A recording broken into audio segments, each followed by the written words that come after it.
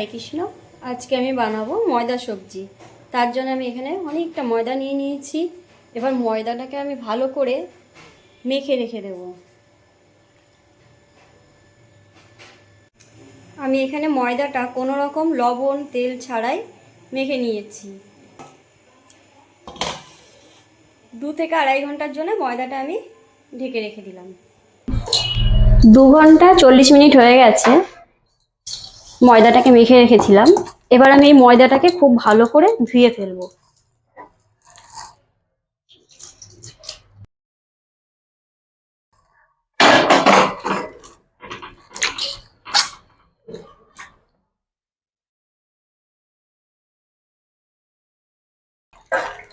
এবার এই জলটাকে আমি ফেলে দেবো, ফেলে দিয়ে আবারও জল দিয়ে ধোবো।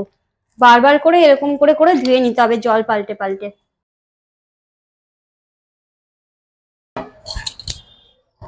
এবার আমার খুব ভালো করে ধোয়া গেছে। প্রায় 15 থেকে 16 বার মতন ময়দাটা ধুয়েছি।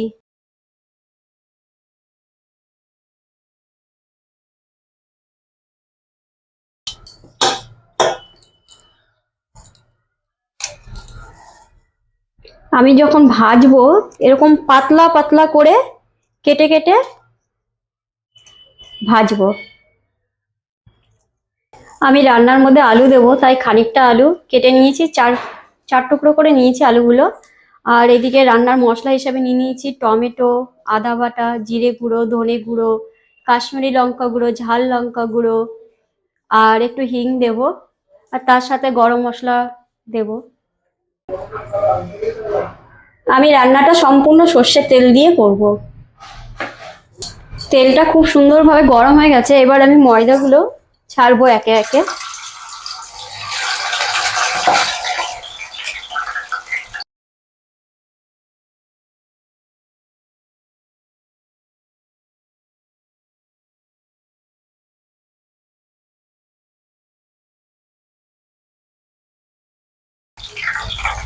এইভাবে যদি পাতলা পাতলা করে কেটে ভাজা হয় তাহলে পরে ভেতরে আর কাঁচা কাঁচাটা থাকবে না। আর যদি মোটা মোটা করে ভাজা হয় ভেতরে কাঁচা থেকে গেলে কিন্তু বিচ্ছিরি ময়দা ময়দা গন্ধ বেরোবে।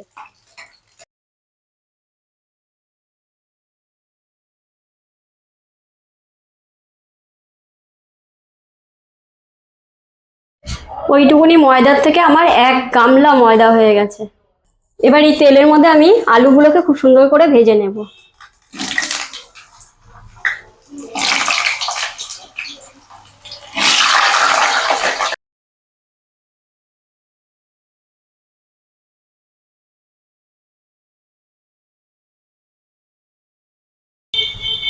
হালকা করে আলুগুলো ভাজা হয়ে গেছে। এবার এখানে আমি লবণ দিয়ে দেবো।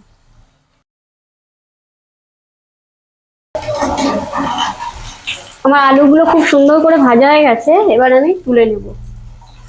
শুকনো লঙ্কা কটা দিয়ে দিলাম। এবার একটু জিরে ফোড়ন দিয়ে দেবো।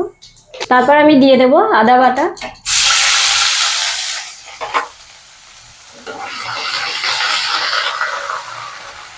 একটু হিং দিয়ে দিলাম। এবার দিয়ে দেবো টমেটো। এর মধ্যে জিরে গুঁড়ো আর ধনে গুঁড়োটা দিয়ে দিলাম। দিয়ে দিচ্ছি কাশ্মীরি লঙ্কা গুঁড়ো,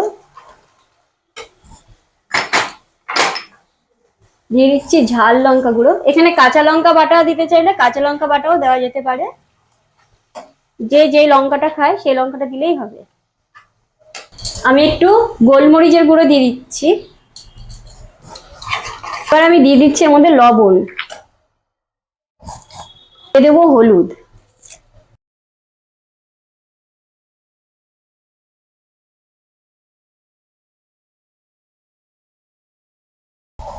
মশলা থেকে ভালোভাবে তেল ছেড়ে দিয়েছে। এবার আমি আলুগুলো এর মধ্যে আবার দিয়ে দেবো।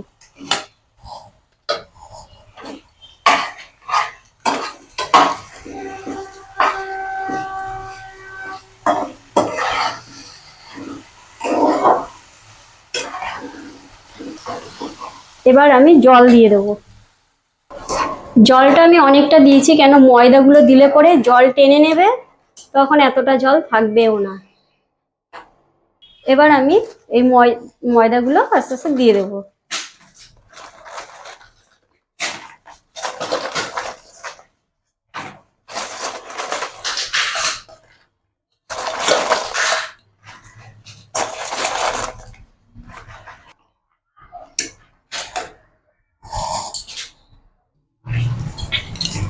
ময়দাগুলো দিয়ে আমার 5 মিনিট মতন জাল দেওয়া হয়ে গেছে।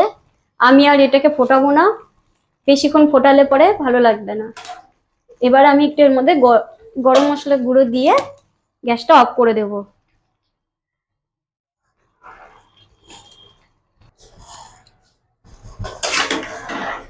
দেখুন কত সুন্দর গ্রেভিটা ঘন হয়ে গেছে, মায়াপুরের মতন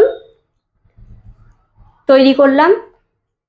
আপনারা একদিন বাড়িতে বানিয়ে দেখুন, খুবই ভালো লাগবে।